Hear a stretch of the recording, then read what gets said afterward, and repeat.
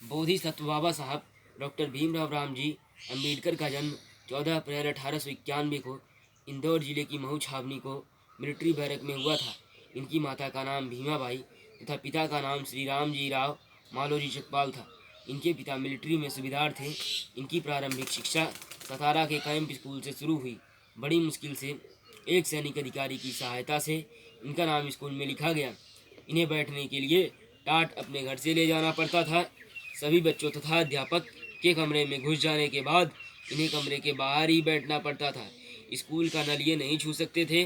बचपन में ही इनकी माता का देहांत हो गया। एक बार ये अपने पिता से मिलने गोरे गांव जा रहे थे। गाड़ी काफ़ी रात में स्टेशन पर पहुंची। अछूत होने के नाते स्टेशन मास्टर ने इन्हें स्टेशन पर नहीं रुकने दिया। गाड़ी वाहन दुगने पैसे लेकर गाड़ी ले चलने को तैयार हुआ, परंतु गाड़ी आनंद राव ने खुद चलाई। रास्ते में इन्हें प्यास लगी तो इन्हें गंदा पानी पीने पर मजबूर होना पड़ा। एक बार की बात है कि नाई ने बालक भीमराव के बाल काटने से इनकार कर दिया तो इनकी बहन ने इनका बाल काटा। इतनी मुसीबतों के बावजूद इन्होंने वर्ष 1907 में हाई स्कूल पास किया। ये संस्कृत से बीए पास करना चाहते थे, लेकिन हिंदू सवर्णों द्वारा इन्हें संस्कृत नहीं पढ़ने दिया गया और इन्हें फारसी से बीए पास करना पड़ा। अपने अध्यापक गुरु श्री कलुस्कर जी की सहायता से इन्होंने बड़ौदा रियासत से छात्रवृत्ति प्राप्त कर अमेरिका के कोलंबिया विश्वविद्यालय में इन्होंने अर्थशास्त्र में एमए तथा पीएचडी की डिग्री प्राप्त की तथा वहीं से लंदन में डीएससी करने चले गए। ये बड़ौदा रियासत में डिप्टी जनरल अकाउंटेंट के पद पर नियुक्त हुए। समर चपरासी इनकी मेज नहीं छूते थे और फाइलें दूर से ही फेंक देते थे।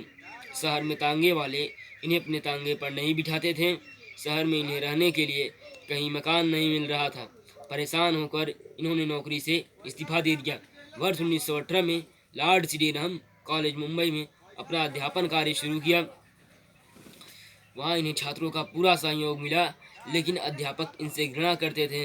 वहाँ से भी त्याग पत्र देकर ये लंदन में जाकर बॉरेटला की डिग्री प्राप्त की। वर्ष 1923 में मुंबई हाई कोर्ट में इन्होंने वकालत शुरू की। वर्ष 1927 में महाद में जल सत्याग्रह किया। वर्ष 1930 में कालाराम मंदिर में अछूतों के प्रवेश के लिए सत्याग्रह किया। वर्ष 1935 में यावड़ा नासिक हिंदू धर्म में न रहने की प्रतिज्ञा की। वर्ष 1930 में गोलमेज कॉन्फ्रेंस में जाकर भारत की स्वतंत्रता तथा अछूतों के अधिकार का मांग किया। वर्ष 1942 में महात्मा गांधी व पंडित नेहरू समेत तमाम बड़े नेताओं को काले पानी की सजा से मुक्त कराया। मुक्त नायक बहिष्कृत भारत जनता तथा प्रबुद्ध भारत नामक पत्रिकाएं भी इनके द्वारा प्रकाशित की गईं। 15 अगस्त 1947 को देश के आज़ाद हो जाने के बाद इन्होंने देश का संविधान बनाकर देश की एकता को कायम रखा। पिछड़े वर्गों, अल्पसंख्यकों तथा देश की समस्याओं पर इन्होंने तमाम साहित्य लिखा।